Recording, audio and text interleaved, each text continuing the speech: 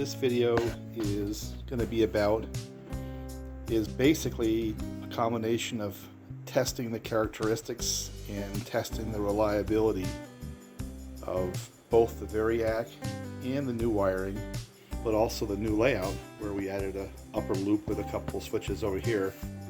And there's a few things that are interesting about the characteristics of the layout. And I was trying to come up with a way of having a fairly long hill climb to where the entire train would be on grade. Now if you look from where the locomotives are up to where that mountain is, that's a grade, and plus starting from this switch up to where that switch is also a grade. So there's a fairly long section of track to where I can have 10-12 cars on a grade. So you can see the grade from here, from around the corner, and then you have that little hip in the switch. And if you look from the side here, it continues to go up.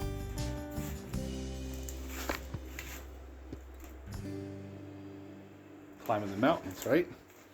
That's going to be quite the test, because you start adding a few cars to a train like that, it's going to require a fair amount of power and traction to get up that hill.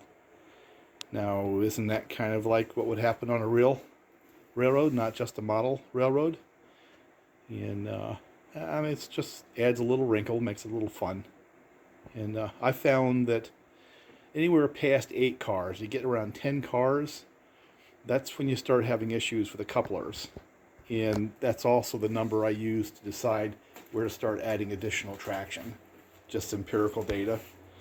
And we'll explore it. I'll see how big a train I can get up that hill. That'll be the name of the game right now. You know, a decent locomotive setup, you know, a couple locomotives powered or one that has 2 motors. I can get 8 cars around this track, no problem. That's what we found so far. But I start getting 10, that's when I start needing to add a little more power. Now, I don't know how long I'll use this, but I've been having fun with this Variac. It's worked quite well. One of the characteristics that it's displaying is it really does deliver steady, constant voltage, and that's really kind of helps things. I put an analog ammeter in there, and you have to be a little interpretive to figure out what those numbers are, but that is 5 amps, that's 10. That middle mark is somewhere around 7.5 amps. And that will show, I think, empirical data that those powered A ALCOs will draw between 1.5 and 2 amps when they're being put under load, you know. So the premise I was using prior to the ammeter was correct. And the other thing you're going to see, I think, pretty quickly is when you start putting, you know, the longer trains on there. We haven't even got to the 15-car trains. We'll get there eventually. But I'm already up in the 7 amp range when I start getting 5 locomotives on there. But I'm at the 5 or 6 amp range with the 3 locomotives. And that's within the performance envelope of these guys right here. So yet again, my original premise about a pair of these is probably all I need, because anything more than 3 locomotives is just a exercise in physics. It's not something I really need to do to run a nice train, you know. And you get the right locomotive, the right traction, that can have one pull 5 or 6 cars, and that's, you know, that's not out of range. You know, that's what typical people would do. Now, there's a couple of pieces I found that really have worked out well. Because I am going to run multiple locomotives, that means I'm going to have to be able to deliver a fair amount of amperage to that track. You can't just do it with a couple of, you know, 18 gauge or 22 gauge leads that you see on some of the major name kits. So I started adding places on the track to start distributing the power. You got one over there. There's about 4 or 5 of them, to make a long story short. And then I'd run a junction block or a terminal block, and then bring a fairly decent wire up to another terminal block that goes to the transformer. So those are scattered around. the idea is to get some cross-sectional area in the wiring to deliver that constant 5, 6, 7, even 8 amps that these things are going to use when I start playing the physics game, you know. And I put a 7 amp breaker in the circuit. Okay, and so far, even with 5 locomotives, I haven't got to that 7 amps. You know, it shows somewhere around 6 amps is what I've been getting. You know, I haven't really had to push up to 7, at least not for a long period of time. So I haven't tripped that breaker yet. The only time that thing tripped is when I had a derailment. I think I'll show that. I've got another fuse here. So basically trying to protect the track and those old 1960s era Lionel trains from this beast that can deliver some serious amperage. So what I'll do is you'll see the ammeter. I'll show shots of that. I put the fluke on there so you can start seeing the voltage. You'll find that this thing really delivers a steady voltage, and a really consistent power supply is what this is. In the next video, we're going to add an oscilloscope because we're going to start comparing waveforms from this to, say, an older Lionel transformer, and then yet again to some of the newer ones. I don't know. Might be interesting to somebody, but the one thing I am seeing is most people will never do this, right? The new additions, I've already talked about that. A new upper loop. My wife changed from winter to summer with the houses. I happen to like this look better, my humble opinion. And I wanted to do power distribution with overhead lines, not because I don't feel like drilling holes in the boards. It's kind of period, isn't it? Overhead lines and telephone poles were part of the 1950s and 60s. So that's why they're on the layout. And circuit breakers from other industries, we're setting those in there. Terminal blocks, analog and meters. I'm going to find a digital one, and we're going to put an oscilloscope in there instead of a voltmeter too over time. So these are the things that are in play. And right now the most I've been able to pull is 10 cars. I want to get 15 cars up that hill. That's the goal.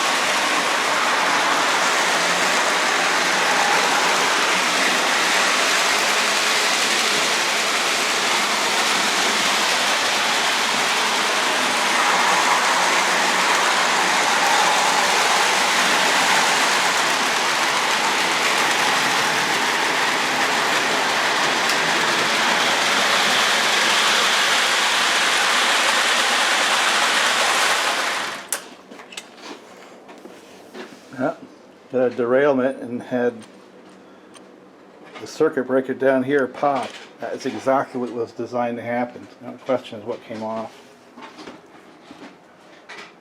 The oil came off. Too much horsepower. And they're a little bit dissimilar, so. Yep, here it came right back. So that worked. That worked beautifully. Circuit breaker right there. So.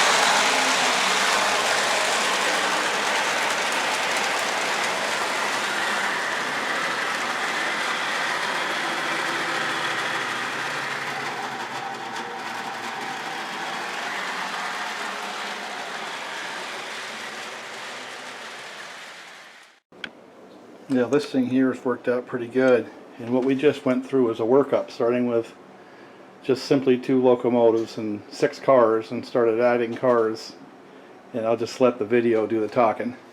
And I get around 8 cars or more, and that's when things get a little bit dicey.